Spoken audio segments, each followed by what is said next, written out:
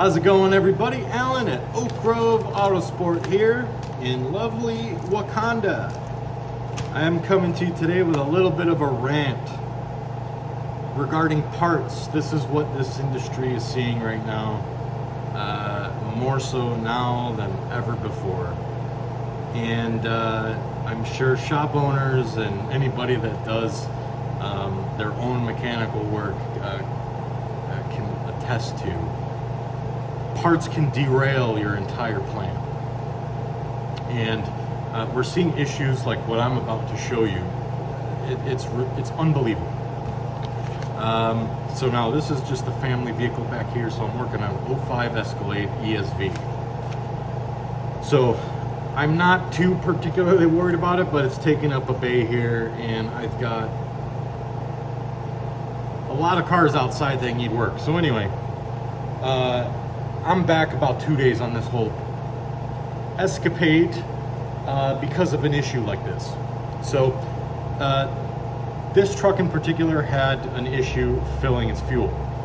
Normally what that means is that the charcoal canister here has these little charcoal pellets that end up breaking down, or the foam that retains them breaks down, and it flows, when the purge valve opens, it flows all those little pellets in the lines and actually blocks them up.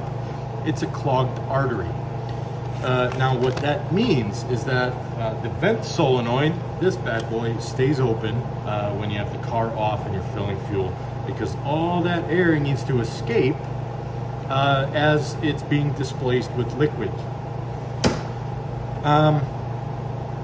So that's what ended up happening to this. Now normally, to fix that up properly, you do replace the charcoal canister, but you also drop the fuel tank and blow out the evap lines that attach to the fuel pump.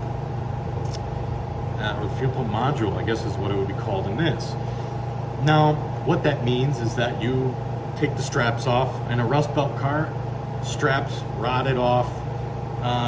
Any fuel line that is attached to the tank is going to rot off, and of course that's exactly what happened. More so, you also could not remove the evap lines off of the pump assembly because they were so rust jacked, and I'll show it to you, that you could not get them off. This should be spinning around easily like nothing. So you just pinch these little things and off she goes. But it was so rust jacked that you couldn't get them off, and you inevitably damaged the lines. Now we decided to just replace the frickin' lines, replace the pump. Clearly it's overdue. And well, just get after it. Here we go. The snowball effect, if you will. So we got the tank down. You know, we're just waiting on parts now. We make that parts order, we kind of have an idea what we're gonna do. Fuel pump's in already, everything's in, fuel line. And so I was just dropped off some parts from my good old Chevy dealer. And it's not the dealer's fault, but let me show you what's going on. So here's the tank. Got the new module in.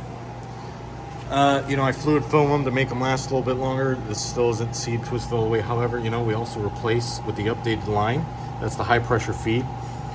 I left this on here. This is one of the evap lines on the side of the tank to give you an idea of where these lines run. Now, this is the original assembly evap for this particular model Chevy. So, you know, it sits just like that. That's where those connectors go, follows all the way through, runs all the way down, sits and connects right there. No problem. Now, this is the part that I've ordered. Right there, 88983155 hose. It's all paid for. That's what I got delivered. 88983155. Well,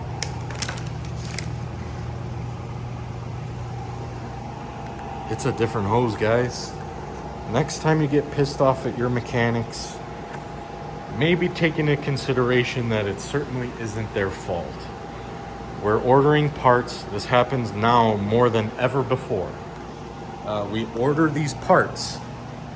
They are tagged with the correct part numbers, and they are supplied with a completely incorrect part.